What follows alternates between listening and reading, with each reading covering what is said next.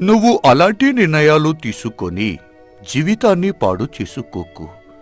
నేను చెప్పినట్టు చెయ్యి, నీకు అంతా మంచి జరుగుతుంది. ఇక నుంచి నీ పేరు లీలాకృష్ణ కాదు, లైలా అని పేరు మార్చిన నజీర్ లైలాగా మార్చేస్తాడు. అలా నజీర్ కిరాణం దగ్గరే పనిచేస్తూ ఇల్లు కట్టుకునేందుకు డబ్బులు సంపాదించే ప్రయత్నంలో ఉండగా ఒకరోజు, నువ్వు ఇక్కడే ఉండిపోవచ్చు కదా, మళ్ళీ మీ ఊరు వెళ్ళడమెందుకు?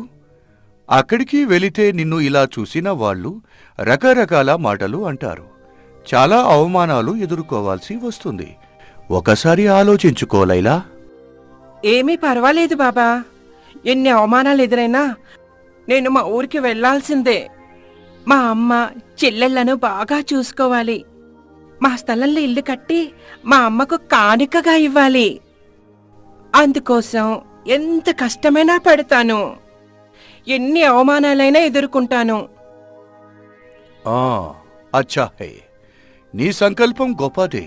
కాని ఈ దుకాణంలోనే పని చేస్తూ అంత డబ్బు ఎలా సంపాదిస్తావు?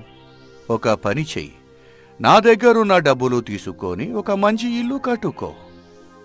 అయ్యో వద్దండి, నేను కష్టపడి సంపాదించిన డబ్బుతో ఇల్లు కట్టిస్తే అందులోనే కదా నిజమైన సంతోషం. నేనేమీ నీకు ఉచితంగా ఇవ్వనులే లైలా, అప్పుగానే తీసుకో. ఎలాగూ నా దగ్గరే పని చేస్తున్నావు కాబట్టి మెల్లమెల్లగా బాకీ తీర్చుదువు. కాని అప్పుడు నీ సంపాదనతోనే ఇల్లు కట్టినట్టు అవుతుంది కదా.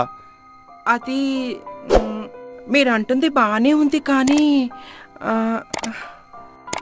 కానీ గట్రా ఏమీ లేదు. కాని నీకు కావాల్సిన డబ్బు ఏర్పాటు చేస్తాను. ఊరు వెళ్లేందుకు సిద్ధంగా ఉండు. అయ్యో